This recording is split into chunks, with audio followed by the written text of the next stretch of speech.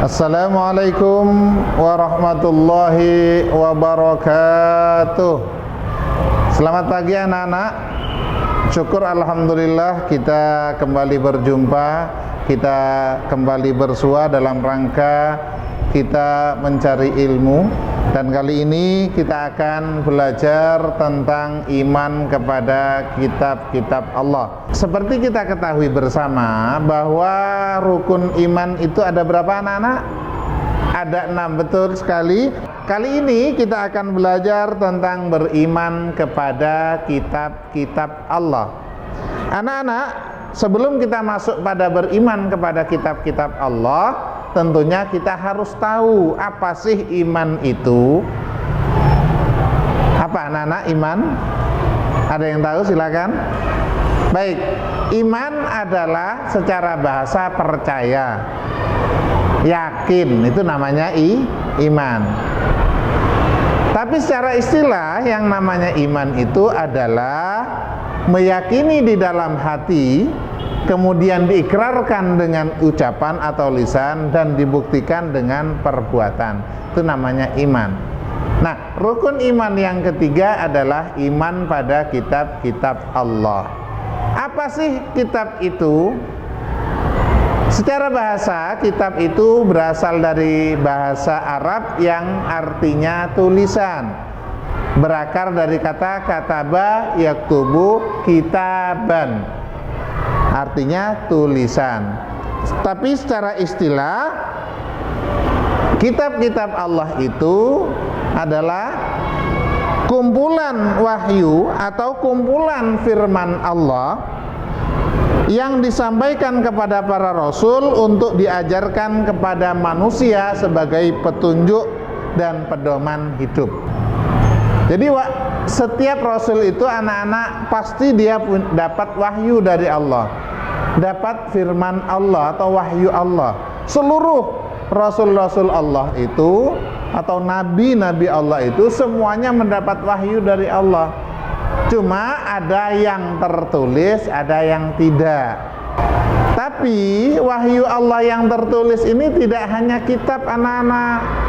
Ada juga wahyu Allah yang berupa suhuf. Loh, apa Pak bedanya antara suhuf dengan kitab? Suhuf adalah kumpulan wahyu Allah yang diturunkan kepada Rasulnya sebagai pedoman buat umatnya, tapi belum terkumpul menjadi satu, menjadi sebuah buku. Artinya suhuf itu masih berupa lembaran-lembaran terpisah. Baik, kalau sudah paham, sekarang apa sih arti dari beriman kepada kitab-kitab Allah? Beriman kepada kitab Allah artinya meyakini bahwa Allah Subhanahu wa ta'ala telah menurunkan kitab-kitabnya kepada para rasulnya agar kitab-kitab itu dijadikan sebagai pedoman hidup bagi umatnya. Lalu ada berapa kitab Allah itu? Kitab Allah yang harus kita yakini dan kita imani ada 4. 1. Kitab Taurat, 2. Kitab Zabur, 3. Kitab Injil, dan yang keempat kitab Al-Quranul Karim. Kitab Taurat diturunkan kepada siapa anak-anak? Ya betul, kepada Nabi Musa alaihissalam. Dan itu diturunkan pada abad ke-12 sebelum Masehi. Lalu kitab Zabur diturunkan kepada Nabi Dawud alaihissalam, diturunkan pada abad ke-10 sebelum Masehi. Lalu yang ketiga kitab Injil. Kitab Injil diturunkan kepada Nabi Isa alaihissalam pada abad pertama Masehi. Dan terakhir Al-Quranul Karim itu diturunkan kepada Nabi Muhammad sallallahu alaihi wasallam pada abad ke-7 Masehi. Inilah kitab-kitab yang harus kita yakini kebenarannya, yang harus kita yakini bahwa Allah telah menurunkan kitab-kitab ini kepada para rasulnya agar dijadikan pedoman bagi umat-umatnya, bagi umat-umat Rasul tersebut. Baik anak-anak, lalu apa hukumnya kita iman pada kitab-kitab Allah itu? Hukum beriman pada kitab-kitab Allah itu adalah fardu ain. Fardu ain itu artinya kewajiban kepada setiap individu, ya. Bukan hanya wajib sebenarnya, ini adalah rukun iman. Kalau kita tidak beriman kepada kitab-kitab Allah ini, maka kita dianggap iman kita itu gugur, dan artinya kita dianggap murtad, keluar dari Islam. Makanya kita harus beriman kepada kitab-kitab Allah ini. Anak-anak, berkaitan dengan suhuf, tadi sudah disebutkan bahwa suhuf itu adalah firman Allah yang berupa tulisan dan masih berupa lembaran. Lalu siapa saja Rasul-Rasul Allah yang mendapatkan suhuf itu? Yang mendapatkan suhuf itu antara lain, satu, Nabi Idris, beliau mendapatkan 30 suhuf. Yang kedua, Nabi Syis. Nabi Syis ini tidak termasuk dari Nabi ke-25 Nabi yang harus kita imani, tapi Nabi Syis ini adalah juga Rasul Allah. Beliau menerima sejumlah 50 suhuf. Yang selanjutnya adalah Nabi Ibrahim menerima 10 suhuf, dan Nabi Musa menerima 10 suhuf. Kemudian apa fungsi diturunnya kitab? Allah berfirman di dalam surat Al-Maidah ayat 16, yahdi bihillahu manittaba'a ridwanahu subulas salam wa yukhrijuhum minadh-dhulumati ilan nuri bi'idhnih wa yahdihim ila siratim mustaqim. Dengan kitab itulah Allah memberi petunjuk kepada orang yang mengikuti keridhaannya ke jalan keselamatan, dan dengan kitab itu pula Allah mengeluarkan orang itu dari gelap gulita kepada cahaya dengan izinnya dan menunjukkan ke jalan yang lurus. Quran surah Al-Maidah surat kelima ayat 16. Selanjutnya kita akan membahas satu persatu kitab-kitab Allah. Ada berapa tadi anak-anak? Ada 4, betul sekali. Yang pertama yang diturunkan Allah dan wajib kita yakini adalah kitab Taurat. Biasanya orang juga menyebut dengan Torah. Kitab Taurat ini diturunkan kepada Nabi Musa alaihissalam pada abad ke-12 sebelum Masehi. Artinya 1200 tahun sebelum Nabi Isa dilahirkan, karena tahun Masehi itu dinisbatkan kepada kelahiran Nabi Isa.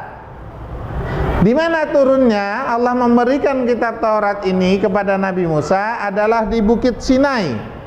Di Bukit Sinai, ada orang bilang juga di Bukit Tursina, sebagai pedoman untuk umatnya Nabi Musa, yakni Bani Israel, ya.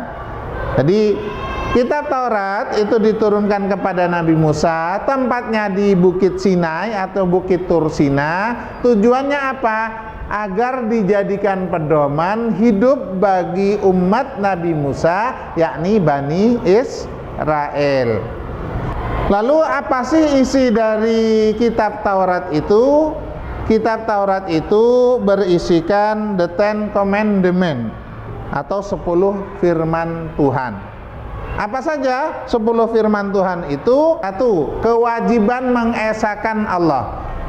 Jadi Nabi Musa dan juga nabi-nabi sebelumnya dan nabi yang lain pada dasarnya semuanya ajarannya sama.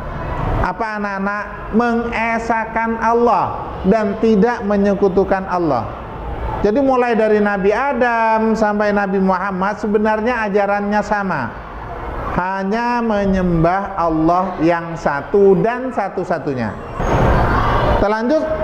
Selanjutnya adalah kitab Zabur.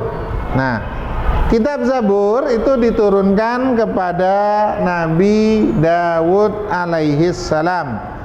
Ya, Zabur dalam bahasa Arab atau biasanya disebut juga dengan mazmur. Ya, isinya adalah syair-syair, ya. Kitab Zabur berisi 150 surah yang disenandungkan oleh Nabi Daud. Nabi Daud ini anak-anak adalah salah satu nabi yang diberi mukjizat oleh Allah berupa keindahan suaranya. Ya. Apa saja isi dari Kitab Zabur itu? Kitab Zabur itu berisi satu, nyanyian kebaktian untuk memuji Tuhan. Yang kedua, nyanyian perorangan sebagai rasa syukur kepada Tuhan. Yang ketiga, ratapan-ratapan jamaah. Yang keempat, ratapan dan doa-doa individu. Dan yang kelima, nyanyian untuk raja. Inilah 5 poin yang merupakan isi dari kitab Zabur, dan semuanya berupa syair-syair yang indah, sehingga biasanya dinyanyikan, ya, biasanya dinyanyikan dengan lagu-lagu tertentu. Dan oleh karena Nabi Daud itu adalah nabi yang diberi salah satu kemuliaannya adalah suaranya yang begitu indah, maka ketika ini dinyanyikan atau dibacakan oleh Nabi Daud sangat menyentuh hati. Anak-anak, mengenai kitab Zabur ini, Allah Subhanahu wa taala berfirman di dalam surat Al-Isra surat ke-17 ayat ke-55, A'udzu billahi minasyaitonir rajim. Bismillahirrahmanirrahim.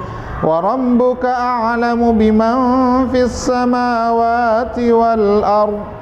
وَلَقَدْ فَضَّلْنَا بَعْضَ النَّبِيِّينَ عَلَى بَعْضٍ وَآتَيْنَا دَاوُودَ زَبُورًا.